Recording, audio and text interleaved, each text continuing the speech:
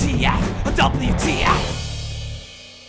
Hello, I'm Ross from Cultaholic.com. You are my sexual wank friends, and welcome to all of the WTF moments from Hell in a Cell 2018. A show that had one too many dusty finishes, if you will, for my liking, but a show that on the whole had enough to happen to make it one of the best events of 2018 so far. However, we now live in an era when you are inside Hell in a Cell and you get hurt, the referees, they stop the damn match. What the hell's happened over the past 21 years? I guess, though, to take a silver lining from this big dark cloud, at least they're consistent, eh? And we kick things off with that big bloody thing, and I do not mind that big bloody thing because it's still a big bloody hard cage, but it's red. So what's really the difference here? If anything, it's an improvement because it's easier for us marks at home to see in. The only problem I have is the fact that some idiot will go and buy the official toy when the official toy of that thing comes out. Save yourself some money, buy one of those plastic folding boxes, and then take that money, head over to patreon.com/cultaholic and give us your money. Tea time. I got a tea time at 9 a.m. in the morning, he says. Is that right now, Booger? I guess that means you've also got tea times at 6:05 p.m, 6:07 p.m, 6:12 p.m, 6:27 p.m, and many more times throughout the night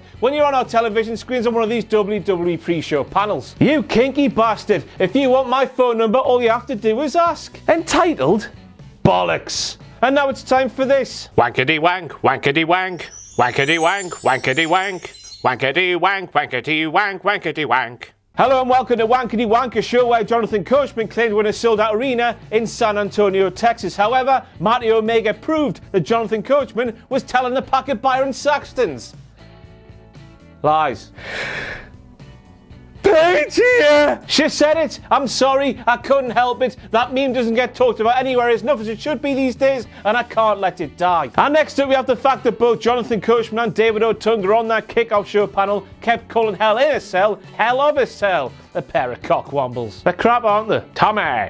Tommy! Tommy! Tommy, Tommy, Tommy, Tommy, Tommy, Tommy. Oh, Tommy, Tommy, Tommy. As we all know, the New Day won the SmackDown Live Tag Team Championships on the SmackDown Live after SummerSlam, not at SummerSlam, as you claimed last night. What's up next for you, Tom? Landing a gig on the news as a reporter claiming the storm's a lot worse than it actually is, you massive liar. What on earth is the Bane Spirit Animal doing here? For once in his lifetime, Aiden English is doing something correct, yet my Bane Spirit Animal Rusev is doing his best to distract him. Why on earth is he asking for the tag here? It's like Aiden English is Emil Heskey. Heskey's rounded the keeper. He's got an open net in which to slot the soccer ball. But no, Rusev's on the line, being a massive goal hanger, saying, how? English, pass me the soccer ball. Let me score the soccer goal. You prick. I never thought I would say this, but my Bane Spirit Animal Ruru's ego cost him that match. What a numpty.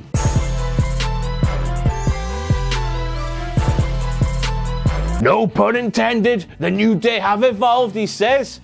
Where's the pun? He does know that New Day aren't Evolution, doesn't he? That's Evolution in terms of the dastardly diddling foursome and not the first ever historic women's pay-per-view. Mick Foley being the referee for that Braun Strowman versus Roman Reigns match makes a ton of sense according to Jonathan Coachman, who presented that Kickoff show like he just found out his newborn puppy had been hit by a bastard car. Next time, Jonathan Coachman, try to look a little bit enthused. Of course, Coachman, Stephanie McLadyballs allowing Mick Foley to referee a random match off the top of her head after many months and weeks and years it felt like of her castrating the poor bastard every single week on Monday Night Raw. Makes complete sense, doesn't it? Forget about the 20-year thing. That's a strenuous link. I fell off a climbing frame in first school 20 years ago. You don't see me going back there and teaching classes, do you? Hurdy-gurdy, Michael Flaherty. There he is with the Cultaholic side. Thank you very much to him. Next time you go to a WWE event, put our name on a bit of paper, will you? There's something inside us all, something that scares us, tortures us, something that begs to be free. The opening promo to the show claimed. We've all been there. We've been in public, gagging to let a smelly one rip. You think, oh, we can't do that, or people might look. So we clench your arse cheeks as hard as we can. So hard, it sends the fart back up inside of us. Forget Hell in a Cell. That line perfectly describes hell in a smell.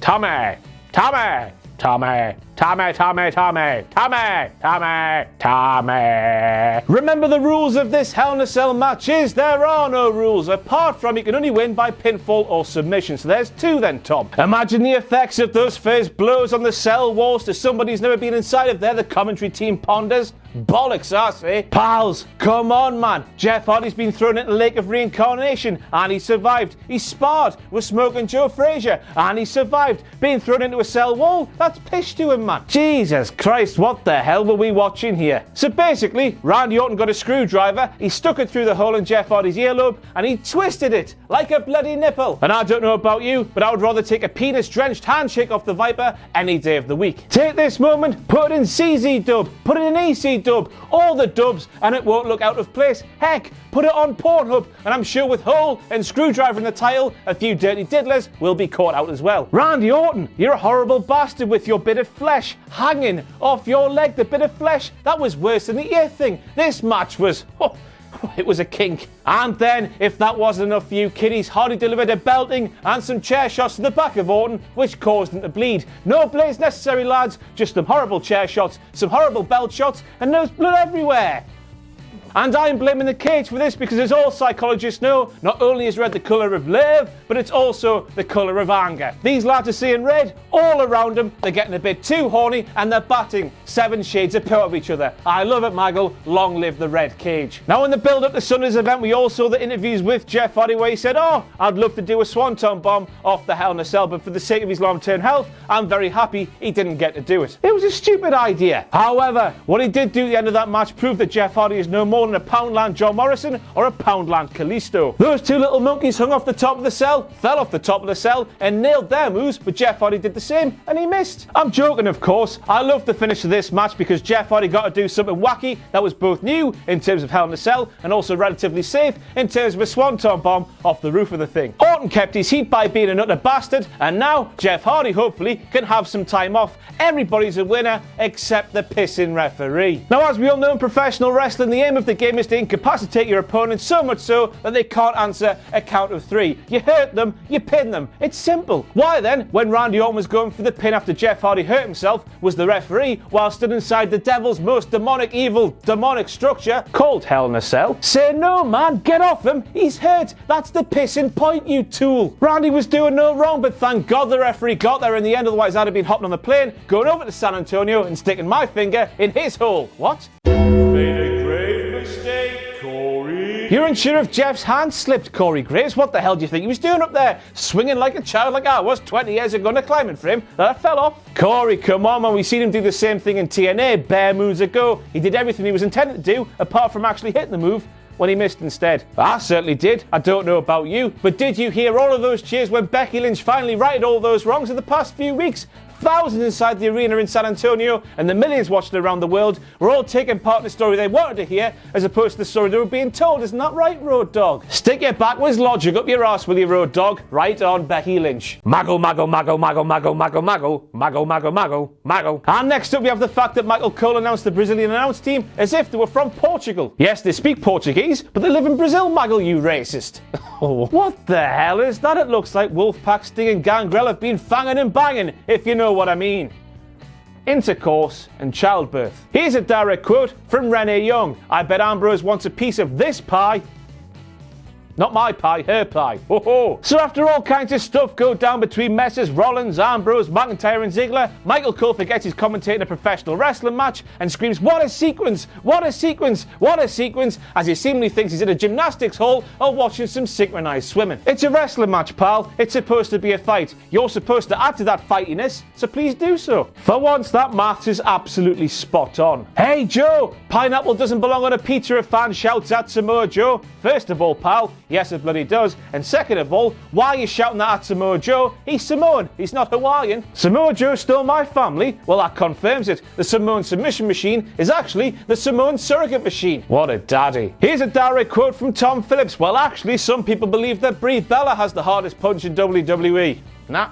Nobody does. Now, as we all know by now, I live my life under a regimented set of rules. I like to have a jolly good time while sticking to the letter of the law. Why then, in a mixed tag team match where men can only touch men and women can only touch women, was Brie Bella punching The Miz? Surely she should have been disqualified, or do the rules not apply when you are a cheese? Made a grave mistake, Corey. So Michael Cole's talking about how the first defense is always the hardest in terms of our Lord and Saviour Ronda Rousey's first defense of her Raw Women's Championship, and then Corey Graves perks up and says, I don't know if she's been in that position before, certainly not in WWE. First of all, for the latter part of that claim, no bollocks, Sherlock. But for the first part of that sentence, Corey Graves, where the hell have you been? I don't even like MMA that much, and even I know that Ronda Rousey has held bantamweight championships in both UFC and Strikeforce, and she successfully defended both those titles too. Stick that in your quiff and smoke it. Ronda Sabre Jr. Forget about Rowdy, she's a bloody wizard. And from this moment on, Ronda needs to be shortened to Ron, because Ronda is a wizard, like Zack Sabre Jr. and Ron Weasley. And Ron Weasley and Ronda Rousey's names both begin with R, therefore Ron. Time to go to bed for me. Next up, I have no idea why the commentary team were making such a big deal about Ronda Rousey's ribs being injured, because as we all know, this is professional wrestling, and in professional wrestling, if a set of ribs are injured, they're taped up. And Ronda Rousey's there, they're not taped up. And if they're not taped up, they can't be injured. It's simple, really. And sticking with the ribs, the commentary team kept claiming that Ronda Rousey's ribs gave out. Now surely, since ribs hold things in, if they gave out, she would flop over, things would be all over the floor, and she would be a slug with legs. Can you imagine how dangerous Samoa Joe will be with 3 weeks to prepare for that match in Australia against AJ Styles for the WWE Championship? Michael Cole asks. Remind me, Michael Cole, how many weeks did Samoa Joe have to prepare for SummerSlam? How many weeks did Samoa Joe have to prepare for last night? What's your point? Ah, Renee, it was all going so well until you opened your mouth and claimed you've never seen anybody like Braun Strowman inside Hell in a Cell. A match, of course, made famous by The Undertaker. A match has also housed big bloody beasts like Kane and the Big Boss Man. Heck, Bray Wyatt's been in there as well, and he looks like Braun Strowman, but if Braun Strowman was put in a wash with the heating on too high. The big dog actually showed up with his Universal Championship after the past 2 weeks on Raw, where he forgot the bastard thing. That means you need to grab two of each animal and head for somewhere. The end is nigh, the end is nigh, time to run away, the end is nigh. Go back and watch Roman's entrance, because Renee Young says something I can't for life of me work out what you're saying. I know, the irony, me pointing out this kind of point, you can't understand a word I'm saying, can you? But Renee Young says something, and it's one of these three things I've written down here, maybe. And Roman sensei since SummerSlam. Roman looks like Yosemite Sam. Roman, you suffering succotash, son. I don't know. Let me know what you think in the comments below.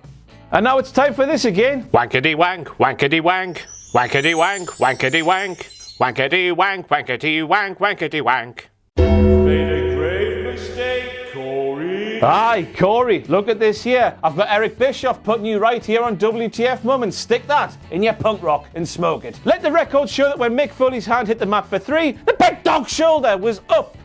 Hee hee. Good call, Mick, but this point raises a very valid question. Do dogs have shoulders? Answers on a postcard, please. As we've all seen all summer long, Dolph Ziggler has been feuding with Seth Rollins. Dolph Ziggler has beaten Seth Rollins on more than one occasion. Hey, he even pinned him in the same show last night. But by the time he got that Hell in a Cell main event last night, Dolph Ziggler all of a sudden was like, no, I'm really scared of Seth Rollins. I need to climb my way to safety, which is really stupid when you consider that Seth Rollins is a literal CrossFit Jesus. Why did Dolph climb? All he had to do was get into the cage, because as we all know, the cage is hell, and hell and Jesus don't go. Now here is a dramatic reenactment of what Michael Cole did when Dolph Ziggler and Seth Rollins fell for those announced tables during a portion of the match where I think we were supposed to forget that we were watching Roman Reigns versus Braun Strowman inside of a Hell in a Cell. Why were the cameras not on those two men for so pissing long? Anyway, here's Michael Cole. Importance on the bit of paper. Rollins crashed and burned it down. Now you would have thought after his WrestleMania 32 mistakes with For the Love of Mankind, piece of paper important of course, that Michael Cole would have learned from his mistakes. But no, there he was again last night with some forced fakery bollocks. So Brock Lesnar showed up with a lovely Viking beard and every single fan in the arena cheered this fact, which proved they forgot about the last 18 pissing months. So Brock made it very clear that he doesn't like working for WWE, he doesn't like the travel, he doesn't like the fans, he doesn't care what anybody thinks about him. So what does he do? He's back doing the thing that he hates so dearly. Oh well then, Brock, by that logic, we should just stop Cultaholic and go back to name redacted. Nobody in 1 million years expected Brock Lesnar to show up here tonight, claims Michael Cole. No bollocks, Michael. Nobody expects him to show up anywhere, ever. Now normally, Paul Heyman is a very clever man indeed, but not last night. Oh no, because as we all saw, he maced a referee straight in the eyes in the midst of a no disqualification Hell in a Cell match. Hell in a Cell matches, no disqualifications. Brock Lesnar could have done anything he wanted to last night, but no, with Paul Heyman blinding the only man who could count a fall, Brock Lesnar couldn't have the man he wanted to win actually win the match because there was no referee in sight.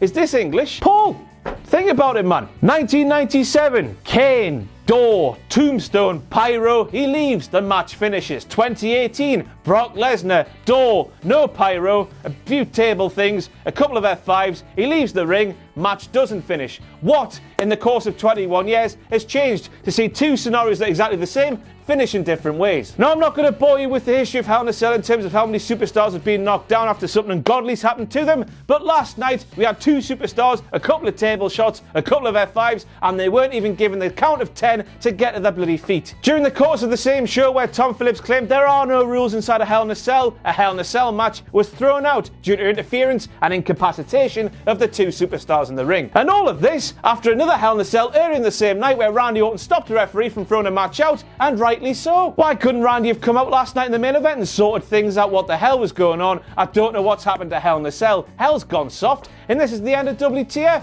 I don't know what to make of that main event last night. It was a bit of a wet fart, wasn't it? Thank you very much for sitting through this painfulness. I've been Ross from Cultaholic.com. Thank you for being a sexual wank pheasant. Follow me on Twitter at Ross on Ras. If you like what we do here at Cultaholic, it's patreon.com/Cultaholic. Anything you afford to give us would be greatly appreciated, and we will love you forever. But most importantly of all, do not forget to join us in every form of social media we have.